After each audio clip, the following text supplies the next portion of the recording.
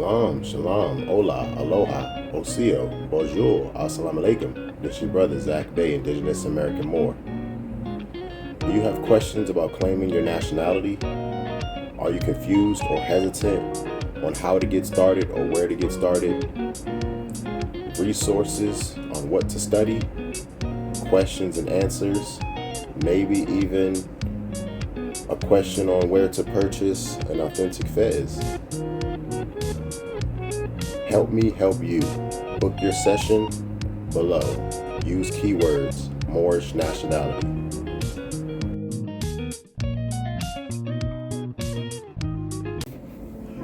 Islam, Shalom, Hola, Aloha, Bonjour, Assalamu Alaikum, Osio. This is your brother Zach Bay, Indigenous American Moor, coming to you live in full effect. Like, share, subscribe to my channel. Hit the notification bell down below so you can be notified whenever I'm dropping new content. Leave a comment, interact with me. Thank you. I really do appreciate your viewership. Let's jump into another one. Today, I want to talk about food wars. That's the topic. I've been compiling some videos for you to check out. Some of them showing how the indigenous people, the Moors, the Aboriginals over here in the Americas were living before the colonizers came, some of the growing techniques and the methods that we use in order for us to be living in abundance to the best of our abilities without any kind of food insecurities, any kind of famine or drought. Nothing like that happened in this land prior to colonization. So I want to go over that, and then later on I'm going to show some videos that's showing what the U.S. government is actually doing to our food. And then lastly, I want to show a clip on how some of the other nations, how their governments are taking care of their people and their children. All right, so thank you for joining me once again, and let's jump into another one. This is American Indian food. All right, they deny it because they are upset with the truth. Simple as that. Chocolate, yams. Yes, I said yams. Yes. Yeah, you thought yams was from Africa, didn't you, buddy? Yeah, you sure did. Sunflower seeds, cornbread, plantains, wild rice. Yes, I said wild rice. I definitely said that. Strawberries, pecans, like pecan pie. You know what I'm saying? I used to eat sunflower seeds when I was a child. Look at this. Pumpkin pie, strawberry ice cream, we got wild strawberries, come on now. Coconuts, collards is actually not an African dish, by the way. All right, shout out to that historian that stated that. It's not an African dish. Chili, grits, come on now. How you gonna have chocolate chip cookies without the chocolate? Huh? All right, big fella. This is something that absolutely amazes and inspires me. For Columbus, a lot of North America was actually a huge human-managed food forest system. So like a forest, but designed and maintained to grow food. And this is one of the best remaining examples that we have of that system. I'd like this to Turkey Run State Park in Indiana. This was a food forest system created and maintained by the Potawatomi, Miami, and Peoria peoples. It gives us an insight into the Native American food system because there are places where you can sit and look around, and like almost every plant is highly productive and edible. In the overstory, there are walnuts, butternuts, hickories, hackberries. Towards the sunnier edges, there are persimmons, which are an amazing fruit if you've never tried them. Beneath them, thickets of blackberries, black raspberries, elderberries, sunchokes. Shade gardeners, listen up. Pawpaws, our largest native fruit and also my favorite fruit. That's a happy camper. Service berries as bushes and trees. And some of the understories are thicker with food than like any farm I've ever been to. Our famous gourmet leek, the ramp. Edible ferns, used for this gourmet vegetable. Fairy spuds, these grow in thick clumps and make a great potato. Wild ginger, wild strawberries, mayapple. And together these plants intertwine to form a really easy to maintain ground cover. They tried to tell you that how they starved the original people of the Americas is by killing all the buffalo, but they never taught you about all the native fruit trees that they chopped down, burned, or killed off with their invasive species that they introduced to the land. All around the world you'll find large, exotic-looking fruit, like this jackfruit in Asia, this cacao in South America, kiwano melon in Africa, the durian in Asia. All the US has that resembles a tropical fruit is just the pawpaw fruit. And as you can read here, it's one that is not commonly known. And that is all by design. See, way back in the days, they used to live in them and give some of the most exotic fruit that you'll ever see. I've had visions of fruit that was even glowing. And that is why they make all the trees male. They don't want us eating off of the land. They want us dependent on them. Florida used to be known for their oranges, and oranges were everywhere. And then there was this canker, this citrus disease, and the Department of Agriculture would go into private properties and take out all the trees. And now if you have a citrus tree, it's supposed to be registered with the government. And we still have the orange on our license plate, yet all the oranges come from the big guys overseas. The theory that that operation was probably funded by the big corporations who want a monopoly on producing oranges. I don't doubt that for a minute. Let's just use chestnuts as an example. In the 1920s and 30s, when chestnut blight was just devastating the American chestnuts of the East Coast, it was against the law to have one standing, and there were narcs paid for by the federal government to come in and rat on you, and they would cut down your chestnut trees to stop the spread of chestnut blight. Well, that's like going to an old age home and shooting everybody so they don't get COVID. I don't even like to really use the term food anymore, because food is oppressive. We're feeding the body. We're not fueling the body. We're not oxygenating, hydrating, mineralizing, alkalizing, facilitating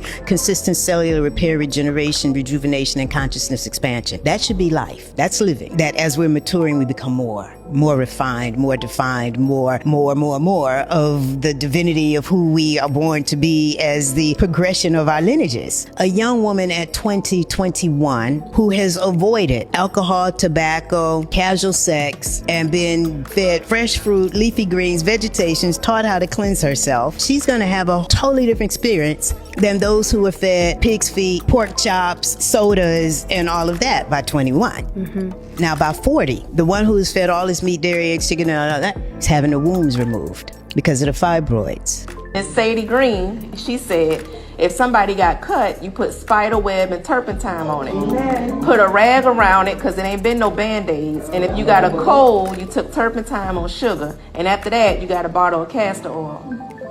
Mr. Kurt Williams, he said, we ain't get sick often. Twice a year, you took yellow sulfur and honey, about a tablespoon. We also took worm medicine with a lemon wedge and a peppermint stick. Then we had something that I take to this day. It's called rabbit tobacco. Get that, and you either steep it for tea or you roll it up and smoke it. And all I know is that they say it make you live a long time. And then Miss Mary Butler Smith, she said, my grandfather, who was full-blood Cherokee Indian, used to take brown liquor, onion, honey, and lemon, boil all that together and give it to us whenever we got sick. He called it tea, and it would knock you out and you'd be sweating up something serious in your sleep. But by the time you wake up, you be good as new. All right, now, so I've been doing an experiment, right? So I bagged this lettuce about a week and a half ago, almost 2 weeks. And I just want to show y'all how fresh the product is. Almost 2 weeks ago, look how green it is. Look how green it still is. When you buy it from me, it's fresh, right? Straight from the farm to the table. I'm gonna cut this bag open and show y'all.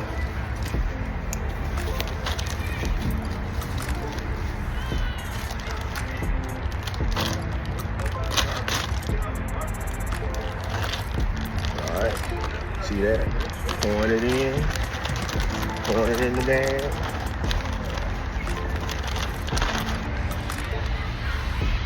All right, y'all see that?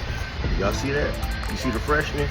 All right, this been in the refrigerator in the bag for almost 2 weeks, and you see how fresh that still is? All right, straight from the farm to the table, baby. Hey, when you buying from me, it ain't sitting up on no truck nowhere. It's pick to order, pick fresh. All right, pick fresh to order. Right? So hopefully you enjoyed that. I know I definitely did.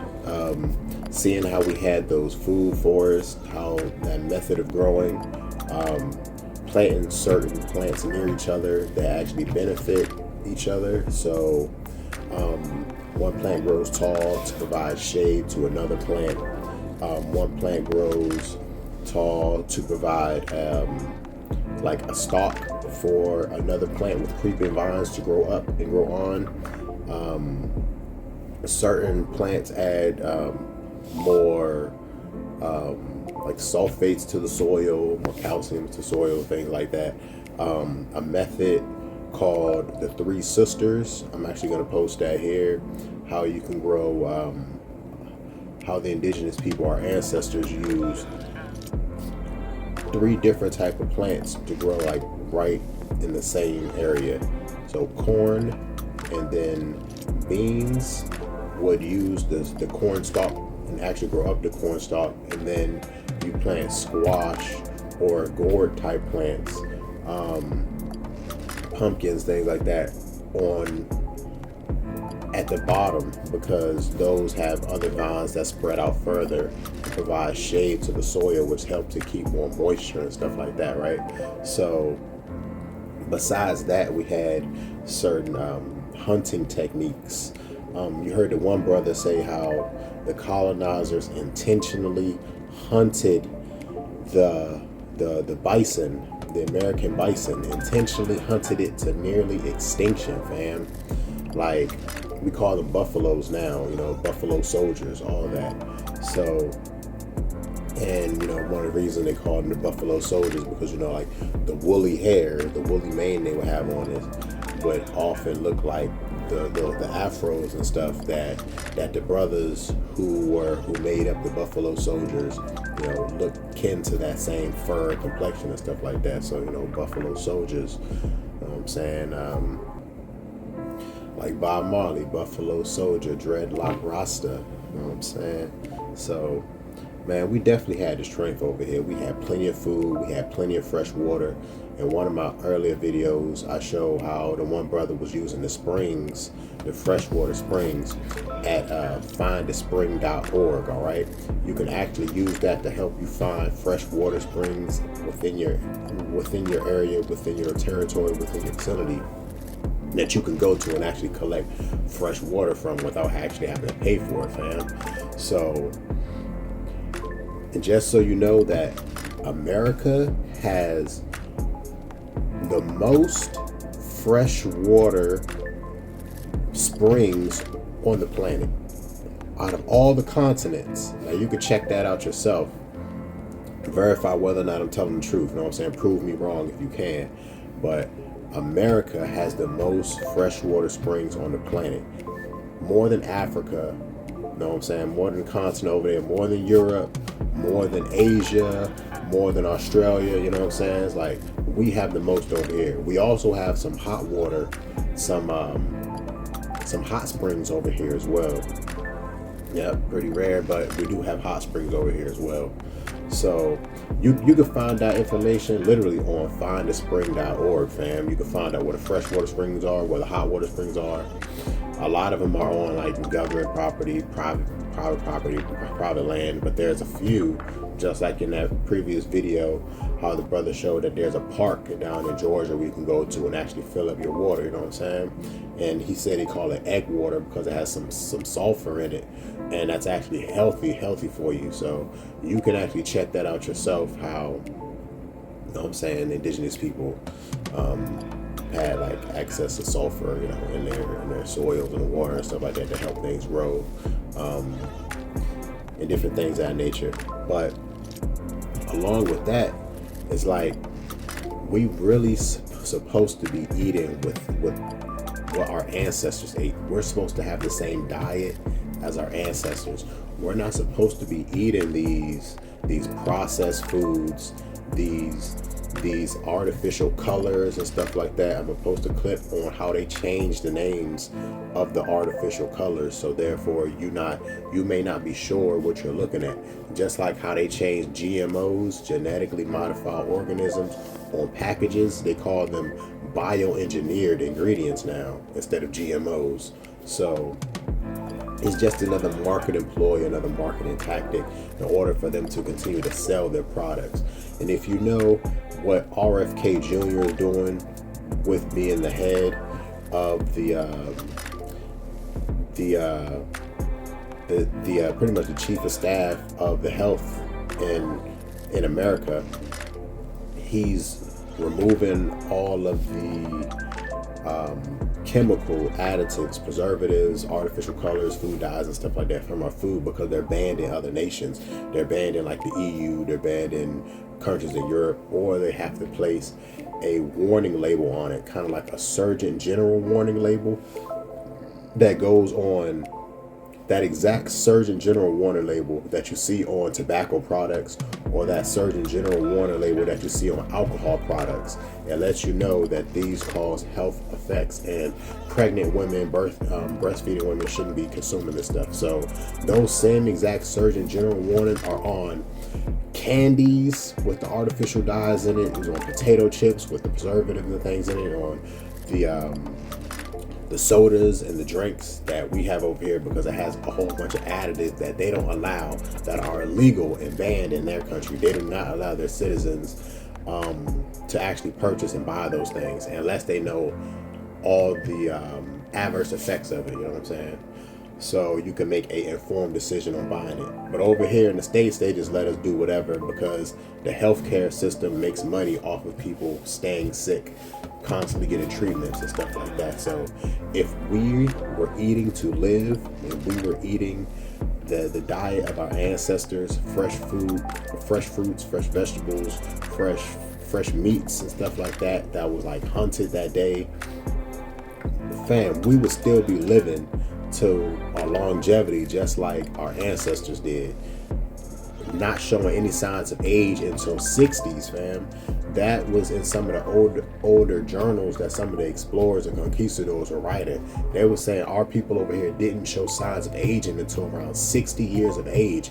And if you know, the life expectancy in the old world was maybe like 35, 40 years old. That was considered an old man. You make it to around 40 years old, you're an old man back in the day. Nowadays, people are living upwards to twice as that long. You know what I'm saying? So our people didn't show any signs of physical aging, didn't show wrinkles and stuff until about 60. And you know that old saying that we have here still, black don't crack, fam. That's the indigenous people, the Moors, the Niji, the Aboriginals. We do not crack, fam. We supposed to be around. We supposed to be living good, healthy, functioning organs, clear skin, beautiful hair, until until at least 70 plus before we start going gray and stuff like that. You know what I'm saying? Showing wrinkles. So hopefully you understand exactly what I'm talking about. But I want to show some videos on how the government has been intentionally, besides them cutting down the food forests and putting preservatives and things like that in our foods, they've also been flying over in the air, like I spoke on one of my other videos more recently, how chemtrails are spreading, are cloud seeding and spreading soft metals in our upper atmosphere, which accumulates into clouds, and it rains down on the land and in the water. So it's contaminating our water supply with heavy metals and our soil supplies with heavy metals, and depleting the minerals and nutrients within the soil. So anything that you grow in that soil is going to be absorbing these soft, heavy metals and absorbing like beryllium, aluminum, and absorbing these chemicals into whatever kind of food that you're growing or any kind of water that you're drinking, fam. They're literally trying to wipe us out. And it's not just the Moors, it's not just the original people. They really want to wipe out anybody who doesn't fit into the categories that they created. The rich, the wealthy, so-called overlord class, certain bloodlines, things of that nature. So besides that, I want to show some videos on exactly what they're doing, and some people who are bringing awareness to exactly what's going on within our skies and what they're doing to the food. So, and before I jump into that, I want to speak on how when I was younger, when I was a child, growing up in the hood, we even had fruit trees out there, fam. Like I remember I remember being a young man looking across from like Braddock Metro Station. There was a house on the corner. There was like a row of houses in the back that families owned. All right. And in one yard, there was always a very, very large apple tree. It was on the corner across from Braddock Road Station and across from the old PBS. The PBS network, TV network station used to be across from where I lived when I was a child. PBS, woohoo. That whole little thing. I remember that thing. I was yesterday, fam. I know I just sang the little song, but if you remember, if you was there, you know the jingle, fam. But I literally lived across the street from that and Braddock Road Metro Station. But I remember there was an apple tree, a very large green apple tree that was on the corner of that property. There was another house that was back there that had blackberries that grew in the yard there. I remember we used to go pick them when it was like an abundance, when the birds and the squirrels and stuff didn't get at them. So there was also bushes that had honeysuckles, which are like these little flowers that these little edible flowers. Some were yellow, some were white. You go to it and you would pull the stamen out, and at the end of the stamen it would be a little bit of, we called it honeydew, which was like some sweetness. It was like similar to like a sap or a syrup or something like that, but it was in the stamen on these little flowers, and we would pick them and eat them. They call them honeysuckle flowers. So we had those. We had the blackberries. We had the green apple tree. Going up the street to the local corner store, the mom and pop shop, Mama Son, Papa Son, there was on Wythe Street, there was a pear tree. Fresh green pears used to grow on that tree, and I remember the best ones will always be way at the top where they get the most sunlight.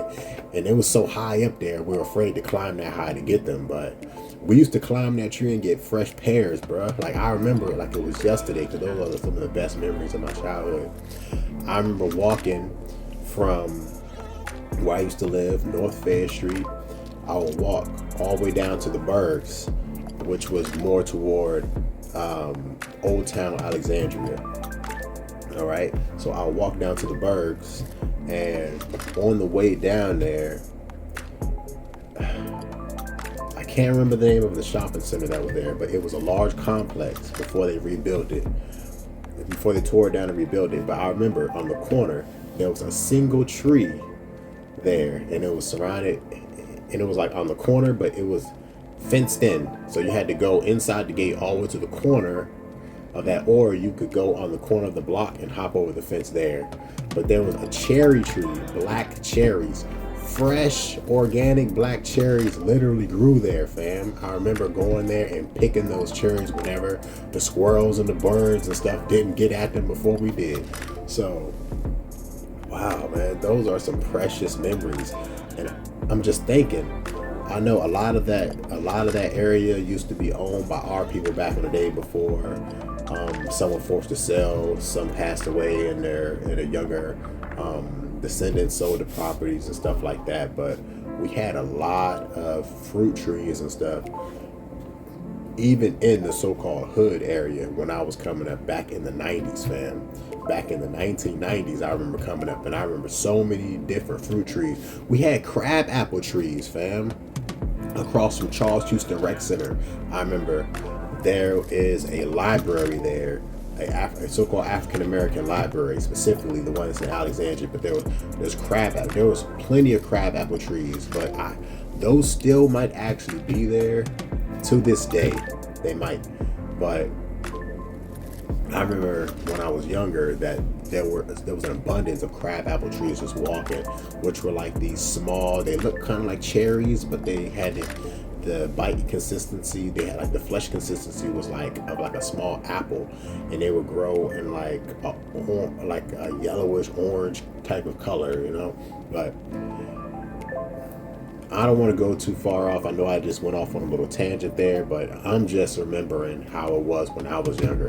And all of those trees were cut down, fam. I remember I was very, very sad coming up in like like in the late 90s to the early 2000s. I remember when they started developing more area around there, and they literally started going around cutting down those fruit trees. And I was like, why?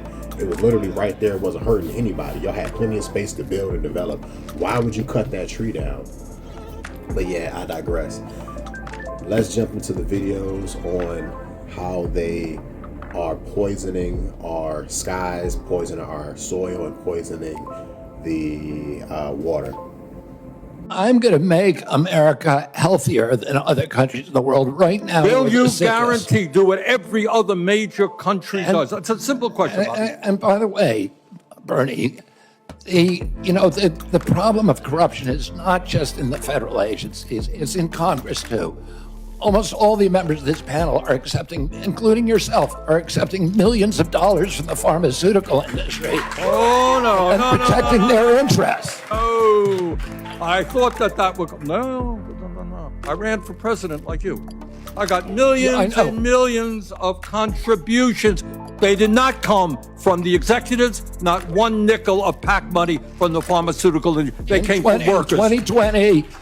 In 2020, you were the single largest because I had receiver of pharmaceutical money contributions from workers all over this country. Workers, you were the not a nickel from corporate tax. You were the single largest acceptor of pharmaceutical dollars. No, from workers in 1.5 million. Yeah, out of 200 million. All right, but you have not answered last question. A video of a Californian woman confronting a pilot after he landed at 1:30 a.m. has just gone viral. They're tired of you dumping heavy metals all over our county. Well, I'm not the one to talk to about that. No, but you are. But you're the one that's doing it, so... For the last several years, she's tracked these flights over Tulum County, collected over 20 rainwater samples, and filed public records requests revealing hazardously elevated levels of aluminum, barium, strontium, titanium, and magnesium, the very materials they use in their trails, as confirmed by air sample analysis collected up in the sky within the trails themselves. At great effort and expense, we acquired a National Oceanic and Atmospheric Administration flying lab with top scientists in it, took samples at altitude behind heavy aircraft. We sampled what they were emitting. The sample was processed at one of the top testing institutions in the world. We found exactly what we knew we would find. Fast forward to this week when she claims to have had enough. Using Flight Radar 24, she tracked a Beech C-90 King Air conducting repeated seeding flights over Sonora. She drove to the Modesto Jet Center to confront the pilots directly. 904 DK. That's who that is. He can go himself. At some point, I will get down to the airport. So this is the Modesto Jet Center, okay? Oh my God, that's them. Look at them in the building. They let me in. You're Tim, right? I'm one of the other captains. Oh, great. We've been trying to reach you for a long time. And we are tired of you dumping heavy metals all over our county. Well, I'm not the one to talk to about that. No, but you are. But you're the one that's doing it. So I've been taking rain samples. I have over 20 samples. And every time you fly, we get high amounts of aluminum, barium, strontium, titanium, magnesium. You can talk to I've tried. That, I've called them, and they're not calling me back. So we're now going to bring something legal against your company. We are real people underneath what you're doing. You spray right over our houses now. You did 2 flights, 2 3-hour flights. It's public knowledge. It's not really though. That's the problem. We've been doing this for 30 years. They are now selling aluminum, genetically modified seeds to grow food because our soil is so contaminated. There's an early onset dementia. There's Alzheimer's. Things are starting to happen to people's health. That's not my department. I know the goal. Did you drive here today? Yes, we did. You're contributing to the pollution in the environment as well? No, what is your name again? It's none of your business. It is my business because you're over my head dumping over our families and our houses. We're not doing anything illegal, so... It's not illegal yet. You are contributing to dumping heavy metals on our soils and in our air. We're breathing it, we're drinking it, we're eating it. It matters to me. I understand that. I'm not saying it doesn't matter. I'm just saying it does matter. I'm not the one for you to bring these concerns to. We do the best we can to bring awareness to it. Yeah, there's just proper awareness, and it's not conspiracy theorist stuff. EPA, FDA, political leaders, where have you been? How did you miss this? That now we have an entire country that could potentially be in peril from this forever chemical that's destroyed your land, destroyed our farming, destroyed our water, and destroyed public health and welfare. Wow. There's so much sadness and anger. This has broken our hearts and crushed our spirit. And I don't know if we'll ever get that back. Told their farms are shot through with chemicals linked with liver damage, damage to fertility, thyroid issues, and cancer. All of this land has been poisoned, water contaminated, all of these people touched by this. Called forever chemicals because they are nearly impossible to destroy. Prime soil, crops, milk tainted in the heartland, leaving many farmers on the brink of ruin. And with these chemicals now impacting 97% of Americans, according to the CDC, what you and your family need to know. Greed, money. I am glad News Nation is looking into this problem. All of us, the entire country, will deal with the fallout. Coca-Cola just signed a 5-year, $1.1 billion deal with Microsoft. 5 years ago, it was discovered that there were fluorescent nanoparticles in Coca-Cola. Now, if I were a conspiracy theorist, I might think there were more to this partnership. Now, according to reports, Microsoft and the Coca-Cola Company have announced a 5-year strategic partnership to align Coca-Cola's core technology strategy system-wide. So it is said to enable the adoption of leading-edge technology and foster innovation and productivity globally. Using Azure Open AI service, Coca-Cola is currently exploring the use of generative AI-powered digital assistants. Now, did you know they have found nanotechnology in Coca-Cola and in Pepsi products? Have a look at this. The biodistribution study in major organs indicated that the NPs were easily accumulated in the digestive tract, and they were able to cross the blood-brain barrier and dispersed into the brain. Questions, and of course suspicions, have been raised in recent years.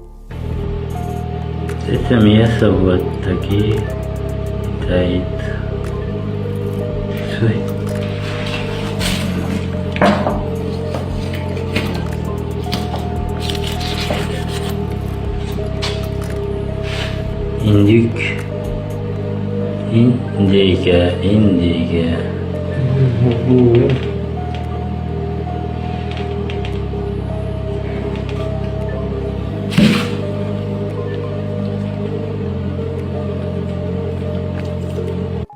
All right, look at this.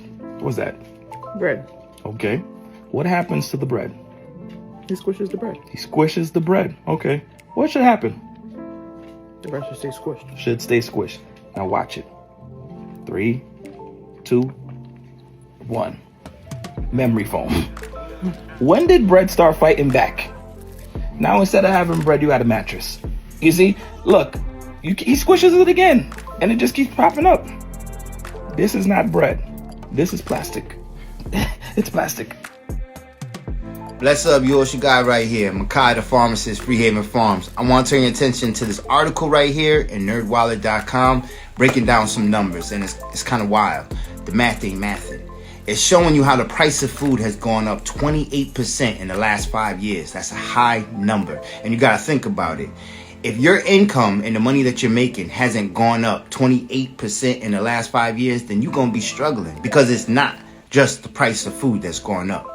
So we got to think about ways and means. You could get into entrepreneurship, think about creating additional streams of income. You could think about ways that you could save some money. One thing that we did, because we went through this before in 2008 when the price of food really went up, is we started to grow our own food. We realized that we could actually grow 28% of our own food, and we grew actually more.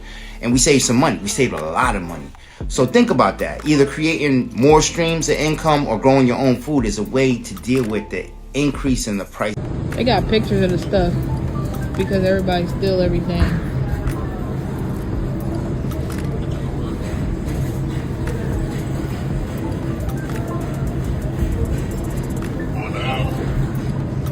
That's some lazy shit. That ain't because people be stealing.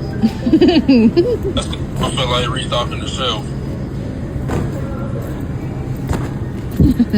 Okay, this is unacceptable. Hold on a second. Tell me what you just told me. Our school spent $80,000 on yonder pouches, and literally last year... What's a yonder pouch? A yonder pouch, it traps your phone in it so you can't take it out. It's like a magnet. Okay, so they spent $80,000 on those, and then tell me what you just told me about the cafeteria. So basically, I don't even know how they could afford that, because last year we ran out of food. Like, literally for a week straight, we had baked potatoes at the end of the school year with cheese, and that was it. That was your lunch. And now this year, the only thing that they've been giving us is mozzarella sticks, and that's it. Like, you can't get anything else. Like, we're running out of food. Is there snacks, or? No. No snacks at all? No. That's it. Like apples, that's it. You see, here in France, lunchtime isn't just 20 minutes where you have to stuff your face as fast as you can. They consider lunch a class. A full hour where you learn how to eat in a civilized manner, enjoy healthy food, and serve each other. They don't stand in a long line waiting for a bunch of slop on their plastic or styrofoam tray. Wow. Actual real China. The chefs bring the food to them. Scallops with a curry sauce. Curry sauce avec de la crème fraîche. Wow. And what, carrots? Ça c'est la coquille de Saint-Jacques. Oh, okay. And this was just the appetizer. I couldn't find a single vending machine in the school. On this day, the children were being served lamb skewers and chicken over couscous, a 4-course meal that included a cheese course and dessert. Here's something I'd never seen before. When does a kid share his ice cream? Chef Moniak had dozens of types of cheese right here in the school refrigerator. Once a month, the school chef gets together with city and school officials and a dietitian to go over the daily menu. It was definitely the best place to eat in town. You see? Hopefully you can understand and understand some of the forces that we're up against. Poison in the food, poison in the water, poison in the soil, fam. Big corporations like Monsanto creating GMO seeds to control crop production. Billionaires, those who think themselves elite, like William Gates or Bill Gates, trying to control major amount of farmland, all right? Buying up a major amount of farmland.